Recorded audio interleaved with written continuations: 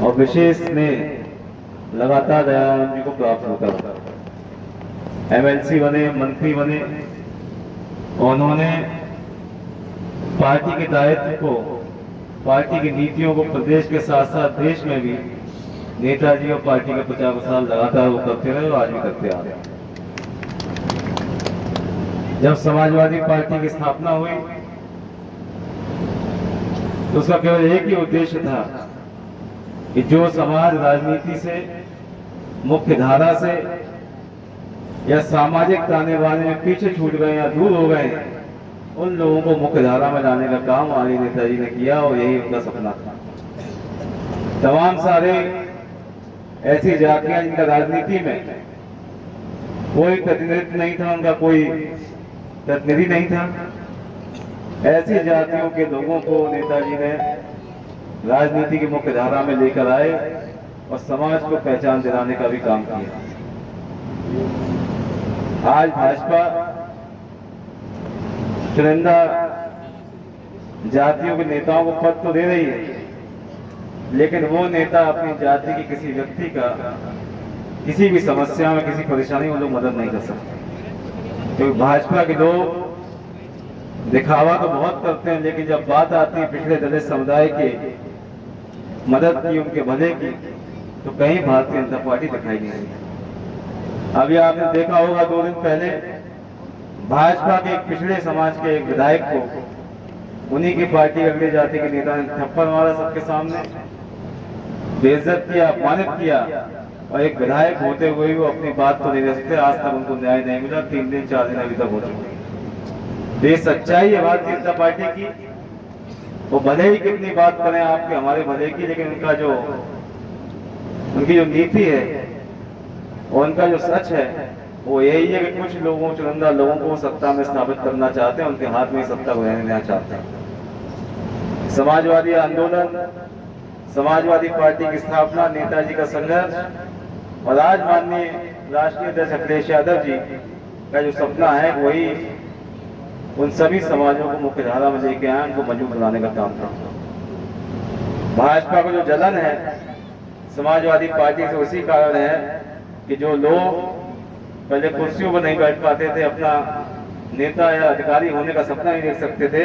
आज उन लोगों को सपना दिखाने का काम आदरणीय राष्ट्रीय अध्यक्ष ने किया और सपने को सच भी करने का काम समाजवादी पार्टी लगातार कर रही है। आज हमारा जिस दल से मुकाबला है, जो 10 सालों से केंद्र की सत्ता में और 7 सालों से प्रदेश की सत्ता में काबिज है, वादे तो इतने किए कि अगर मैं गिनाने पर आ जाऊं तो बहुत समय लग जाएगा। कभी अच्छे दिनों का वादा किया था, कभी ये कहा था ना अन्याय होगा, ना भ्रष्टाचार होगा, ना अपराध होगा, और आज अपराध अपनी चरम सीमा पर है। कोई गरीब व्यक्ति, पिछड़े दलित समुदाय का व्यक्ति अपनी परेशानी लेकर अगर थाने जाता है तो पुलिस उल्टा उसके ऊपर एफआईआर कर देती है, उसकी कोई सुनवाई कहीं नहीं होती। चाहे थाने हो, चाहे तहसील हो, चाहे सरकारी कार्यालय हो, केवल उत्पीड़न और केवल लूट और केवल परेशान करने का काम आज भाजपा के लोग अधिकारी के द्वारा करवा रहे हैं। आप लोगों ने जिस तरह लोकसभा के चुनाव में समाजवादी पार्टी को आपने समर्थन दिया, भरपूर सहयोग दिया, उसी का नतीजा है कि तमाम साजिशों के बावजूद जहां चुनाव में भाजपा से ज्यादा सत्ता और प्रशासन चुनाव लड़ रहा था, उसके बावजूद आप लोगों ने डट के मुकाबला किया और रिकॉर्ड मतों से आगे जनपदारी को यहाँ चुनाव जिता के दिया। 80 में से 43 सीटें समाजवादी पार्टी और गठबंधन को मिली, और जब से ये सीटें आई हैं भाजपा के लोगों को ये पता चल गया है कि 27 के चुनाव में भी जनता का मोर्चा समाजवादी पार्टी के साथ होगा और इस प्रदेश में हम लोग सत्ता बदलने का काम करेंगे। क्योंकि 10 सीटों का चुनाव है और ये चुनाव 2027 के विधानसभा चुनाव का सेमीफाइनल माना जा रहा है। अगर इस चुनाव में हमने मिलकर समाजवादी पार्टी को जिता दिया तो आप निश्चित मानिए 2027 में तो आपको कोई रोक नहीं सकता और समाजवादी पार्टी दोबारा इस प्रदेश की सत्ता को हासिल करेगी। आज जो स्थिति प्रदेश की है कि जाति को देखकर सरकार कार्रवाई करती है,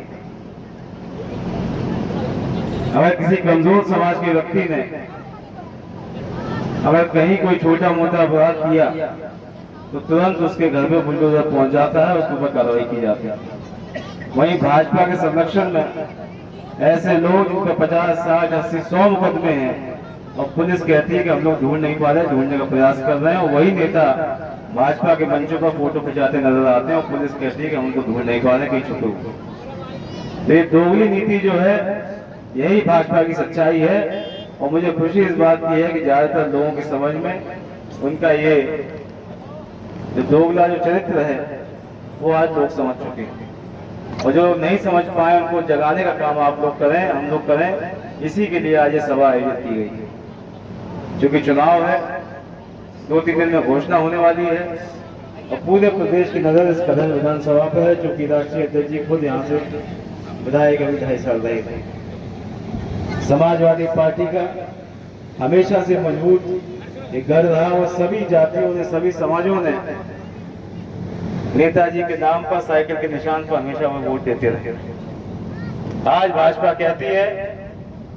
कि हम समाजवादी पार्टी के किले को भेदेंगे, और हमने भी इस चुनौती को स्वीकार किया है और पहले से भी ज्यादा मतों से हम लोग इस बार समाजवादी पार्टी को यहाँ चुनाव चाहते हैं। अभी पिछले कई महीनों से हमारे कार्यकर्ता वोट बनाने का काम कर रहे थे। जब तक भाजपा के लोग जागे तब तक 10,000 वोट इस कल्याण विधानसभा से आप लोगों ने बना के दिए, और अब प्रशासन के लोग जांच करवा रहे हैं, लोगों को धमका रहे हैं, बीएलओ को धमका रहे हैं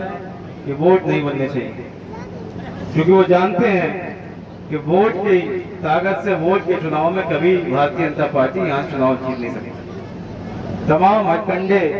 ये लोग अपनाएंगे, वोट डालने से रोकेंगे, परेशान करेंगे, रेड कार्ड जारी करेंगे।